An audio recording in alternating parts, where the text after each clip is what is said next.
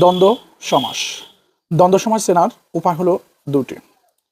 প্রধান যে উপায়টা সেটা হলো সমস্ত পদের দুই পদই প্রধান থাকবে, সমস্ত পদের দুটো পদই প্রধান থাকবে।